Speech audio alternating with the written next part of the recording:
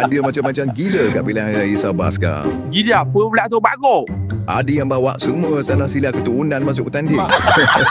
Bertanding pasal lagu lain parti pula tu. Ada lagi Sabtu tu kan, laki bini pula masuk bertanding. Ada juga yang tipu ijazah sebab nak jadi calon Bagong. Tapi ni yang paling best. Pak orang ni dah jadi timbalan menteri sibuk nak bertanding. Katanya tolak parti Malaya. Tapi yang rasuah dan kena kuasa tu orang Melaya ke?